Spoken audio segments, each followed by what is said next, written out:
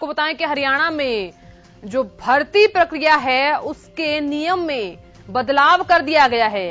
जी हां, नौकरियों में फर्जीवाड़ा रोकने के लिए सरकार ने अहम फैसला लिया है। यानी कि अब आप फॉर्म भरेंगे तो समय पर फिंगरप्रिंट और फेस रीडिंग भी उसी समय पर देना होगा। यानी कि कुछ नियम जो बच्चों के लिए चेंज कर दिए गए हैं। आपको बताएं कि पहले साइन और फोटो लिया जाता है, लेकिन इस बीच यहां नियम में कुछ बदलाव कर दिया गया है। फाइनल रिजल्ट से पहले ही शपथ जो पत्र है वो जमा करवाना होगा।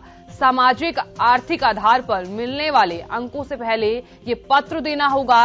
यानी कि डॉक्यूमेंट्स पर तहसीलदार या फिर एसडीएम से साइन जरूरी होगा। तो कहीं ना कहीं बच्चों की राहत के लिए या फिर उनके अच्छे भविष्य के लिए इस नियम में कुछ बदलाव किया गया है। ज्यादा जानकारी के साथ मेरे सहयोगी रवि कालीरमन मेरे साथ जुड़ गए हैं। रवि, अगर हम इस नियम की बात करें तो जो नियम में कुछ चेंजेस किए गए हैं, बच्चों पर इसका क्या प्रभाव पड़ेगा? बिल्कुल, देखिए, जिस प्रकार की नौकरियों में फर्जीवाड़ा रोकने के लिए हरियाणा सरकार ने अब भर्ती प्रक्रिया जो है उसमें उसके नियमों में बदलाव किया है। ऑनलाइन फॉर्म भरते समय ही आवेदक फिंगरप्रिंट और फेस रीडिंग है वो उनकी ली जाएगी। और जिस प्रकार से जो सामाजिक आधार पर नंबर, अतिरिक्त नंबर जो मिलते थे, उसका फाइनल परिणाम जारी होने से पहले डॉक्यूमेंट वेरिफिकेशन होती है। उसी समय तहसीलदार या एसडीएम से साइन करा के आपको शपथ पत्र जमा कराना होगा। कहीं ना कहीं ये बड़ा फैसला है। जिस प्रकार से अभी तक की हम जिक्र करें, अभी तक फॉर्म भरते हुए फोटो और जो है साइन लिए जाते थे, उसके बाद अब कहीं ना कहीं ये बड़ा फैसला हरियाणा सरकार की तरफ से या हरियाणा कर्मचारी चयन आयोग की तरफ से जो है वो लिया गया है। और जिस प्रकार से पहले जो लोग थे वो सीटर बैठाकर अपना एग्जाम किसी और से कंडक्ट करा लिया करते थे, तो अब कहीं ना कहीं ये फैसला लेने के बाद जो तमाम जो लोग हैं, तमाम जो स्टूडेंट्स हैं, वो अगर पेपर देने जाते हैं तो उस समय उनका बायोमेट्रिक होगा और कहीं ना कहीं उनका फेस रीडिंग जो उन्होंने फॉर्म भरते हुए दिया था उसको डिटेक्ट किया जाएगा, ताकि जो इस प्रकार के बच्चे हैं जो दूसरों की जगह किसी और को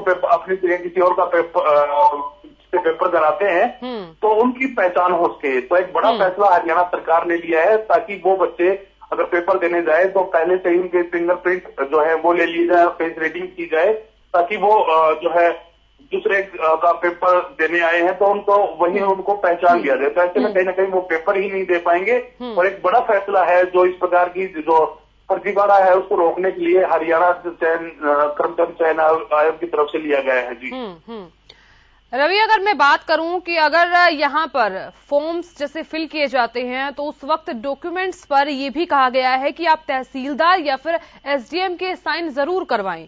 क्या इस नियम को देखते हुए बच्चों पर इस पर कोई प्रभाव पड़ेगा? या फिर दूसरा सवाल ये भी उठता है कि जो आईडी प्रूफ है उसके रूप में क्या क्या चीजें जरूरी होंगी इसमें? बिल्कुल साधा, देखिए, जिस प्रकार से अतिरिक्त अंक जो मिलते हैं, सामाजिक आधार पर जो अंक मिलते हैं, उनके लिए डॉक्यूमेंट वेरिफिकेशन के समय तहसीलदार या एसडीएम से जो साइन है वो शपथ पत्र जमा कराना होगा आयोग को। कहीं ना कहीं जिस प्रकार से अभी हमने जो भर्ती प्रक्रिया थी महिला पुलिस कांस्टेबल, उसमें 72 ऐसे जो कैंडिडेट थे जिन्होंने फर्जी शपथ पत्र जो है वो आयोग में जमा कराए थे कि उनके घर में किसी प्रकार की पहले से कोई नौकरी नहीं है। जब पुलिस वेरिफिकेशन हुई तो 72 अभ्यर्थी ऐसे मिले जिनके घर में पहले से नौकरी थी। तो चयन आयोग की तरफ से उनको साफ कर दिया गया था कि आप अपना जो शपथ पत्र है वो 28 तारीख तक विड्रॉल कर ले।